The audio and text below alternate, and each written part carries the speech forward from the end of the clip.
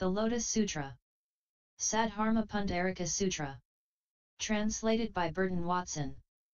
Nichiren.info Chapter 5, The Parable of the Medicinal Herbs. At that time the world-honored one said to Kashyapa and the other major disciples, Excellent, excellent, Kashyapa. You have given an excellent description of the true blessings of the thus come one. It is just as you have said. They thus come one indeed has immeasurable, boundless, asamkhyas of blessings, and though you and the others were to spend immeasurable millions of kalpas in the effort, you could never finish describing them. Kashyapa, you should understand this. The thus come one is king of the doctrines. In what he preaches, there is nothing that is vain. With regard to all the various doctrines, he employs wisdom as an expedient means in expounding them. Therefore the doctrines that he expounds all extends to the point where there is comprehensive wisdom. The thus come one observes and understands the end to which all doctrines tend. And he also understands the workings of the deepest mind of all living beings, penetrating them completely and without hindrance. And with regard to the doctrines he is thoroughly enlightened, and he reveals to living beings the totality of wisdom. Kashyapa, it is like the plants and trees, thickets and groves, and the medicinal herbs, widely ranging in variety, each with its own name and hue, that grow in the hills and streams, the valleys and different soils of the thousand-millionfold world. Dense clouds spread over them, covering the entire thousand-millionfold world and in one moment saturating it all. The moisture penetrates to all the plants, trees, thickets and groves, and medicinal herbs equally, to their big roots, big stems, big limbs and big leaves. Each of the trees, big and small, depending upon whether it is superior, middling or inferior in nature, receives its allotment.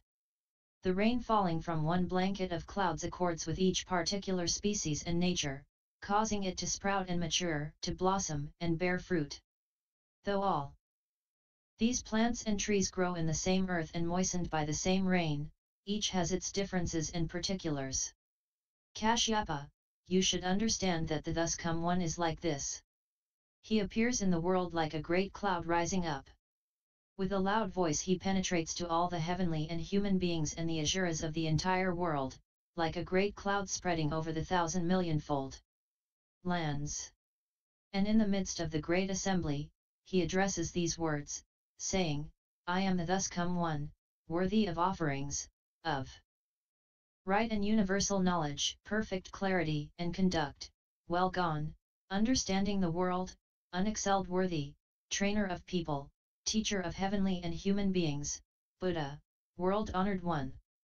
Those who have not yet crossed over I will cause to cross over, those not yet freed I will free, those not yet at rest I will put to rest, those not yet in nirvana I will cause to attain nirvana. Of this existence and future existences I understand the true circumstances. I am one who knows all things, sees all things, understands the way, opens up the way, preaches the way. You, heavenly and human beings, asuras and others, you must all come here so that I may let you hear the Dharma. At that time living beings of countless thousands, 10,000s, millions of species come to the place where the Buddha is, to listen to the Dharma. The thus come one then observes whether they are diligent in their efforts or lazy. And in accordance with each is capable of hearing, he preaches the law for them in an immeasurable variety of ways so that all of them are delighted and are able to gain excellent benefits therefrom.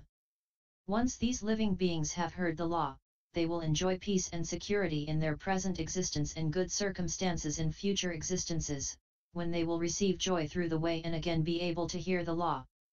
And having heard the law, they will escape from obstacles and hindrances, and with regard to the various doctrines will be able to exercise their powers to the fullest, so that gradually they can enter into the way. It is like the rain falling from that great cloud upon all the plants and trees, thickets and groves, and medicinal herbs. Each, depending upon its species and nature, receives its full share of moistening and is enabled to sprout and grow.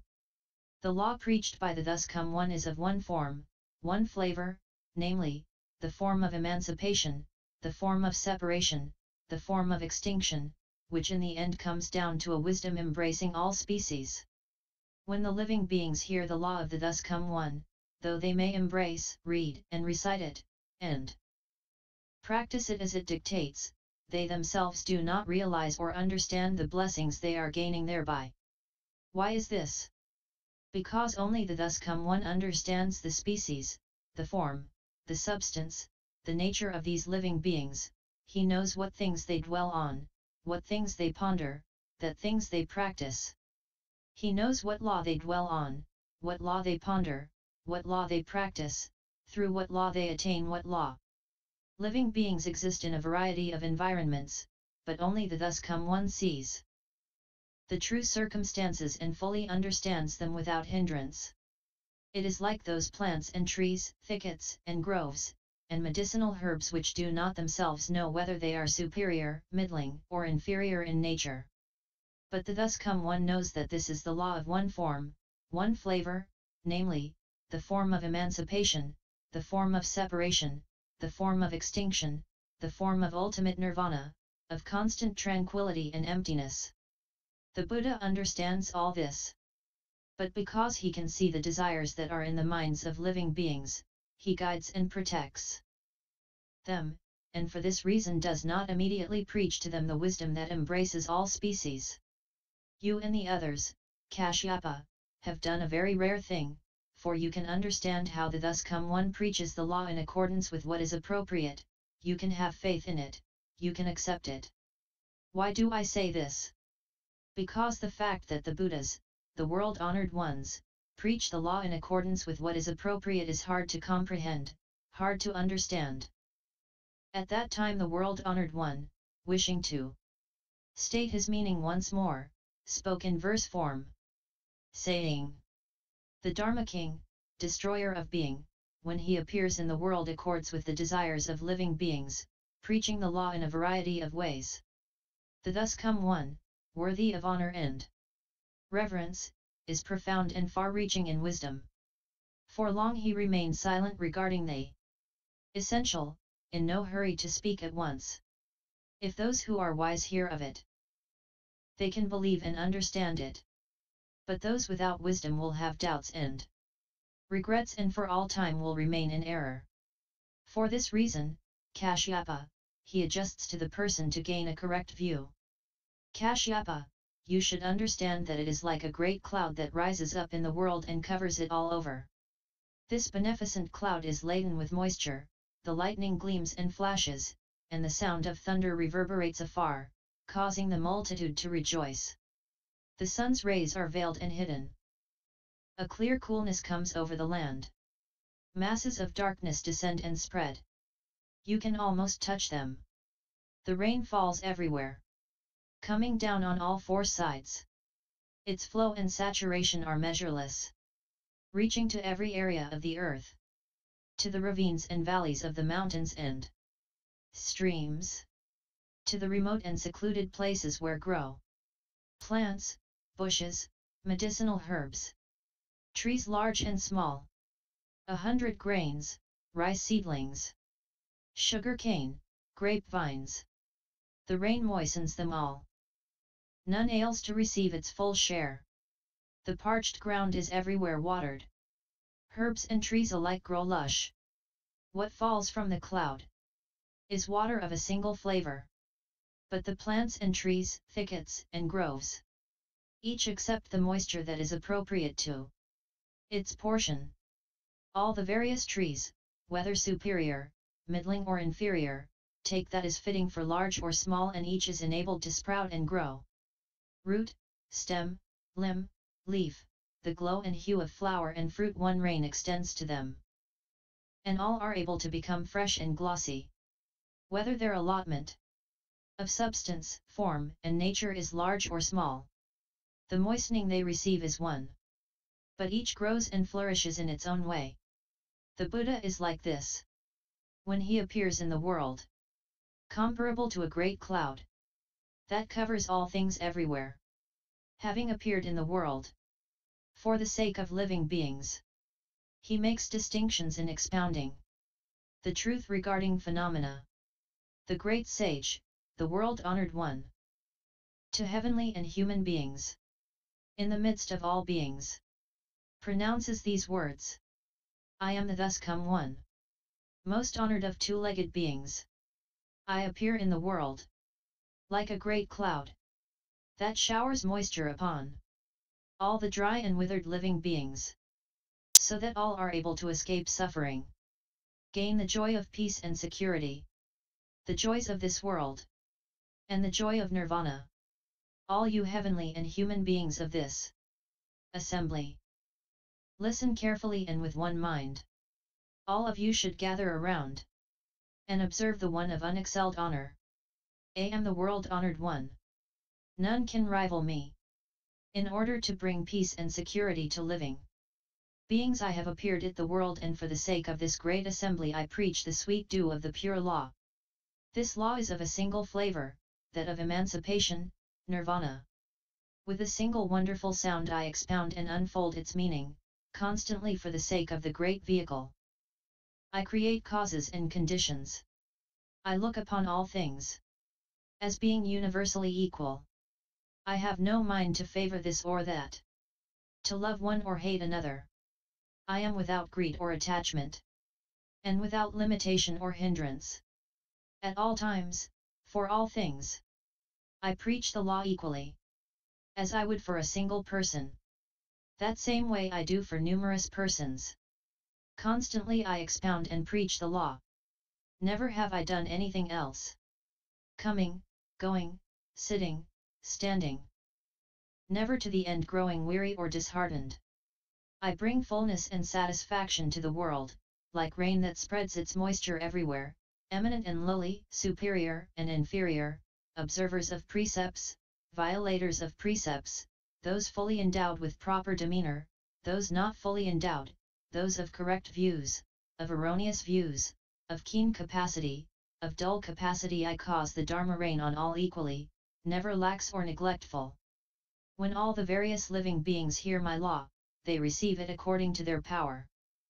Dwelling in their different environments, some inhabit the realm of human and heavenly beings, of wheel-turning sage kings, Shakra, Brahma and the other kings.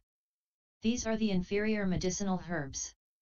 Some understand the law of no outflows, are able to attain nirvana, to acquire the 6 transcendental powers, and gain in particular the 3 understandings, or live alone in mountain forests, constantly practicing meditation, and gaining the enlightenment of Pratyeka Buddhas. These are the middling medicinal herbs.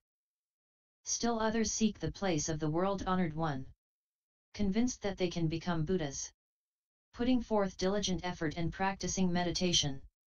These are the superior medicinal herbs. Again there are sons of the Buddha, who devote their minds solely to the Buddha way, constantly practicing mercy and compassion, knowing that they themselves will attain Buddhahood, certain of it and never doubting. These I call small trees. Those who abide in peace in their transcendental powers, turning the wheel of non-regression, saving innumerable millions of hundreds of thousands of living beings, bodhisattvas such as these, I call large trees. The equality of the Buddha's preaching is like a rain of a single flavor, but depending upon the nature of the living being, the way in which it is received is not uniform. Just as the various plants and trees each receive the moisture in a different manner. The Buddha employs this parable as an excellent means to open up and reveal the matter, using various kinds of words and phrases and expounding the single law, but in terms of the Buddha wisdom this is no more than one drop of the ocean. I rain down the Dharma rain, filling the whole world, and this single-flavored Dharma is practiced by each according to the individual's power. It is like those thickets and groves, medicinal herbs and trees, which, according to whether they are large or small, bit by bit grow lush and beautiful. The law of the Buddhas is constantly of a single flavor, causing the many worlds to attain full satisfaction everywhere. By practicing gradually and stage by stage, all beings can gain the fruits of the way. The voice hearers and Pratyeka Buddhas inhabit the mountain forests, dwelling in their final existence, hearing the law and gaining its fruits. We may call them medicinal herbs, that grow and mature each in its own way. If there are bodhisattvas, who are steadfast and firm in wisdom, who fully comprehend the threefold world, and seek the supreme vehicle, these we call the small trees, that achieve growth and maturity. Again, there are those who dwell in meditation, who have gained the strength of transcendental powers, have heard of the emptiness of all phenomena, greatly rejoice in it in their minds, and emit countless rays of light, to save living beings. These we call large trees, that have gained growth and maturity. In this way, Kashyapa, the law preached by the Buddha, is comparable to a great cloud, which, with a single flavored rain, moistens human flowers, so that each is able to bear fruit. Kashyapa, you should understand that through various causes and conditions, various kinds of simile and parable, I open up and reveal the Buddha way. This is an expedient means I employ. And the same is true of the other Buddhas. Now for you and the others, I preach the utmost truth. None in the multitude of voice hearers has entered the stage of extinction. What you are practicing is the Bodhisattva way, and as you gradually advance in practice and learning, you are all certain to attain Buddhahood. End LS 05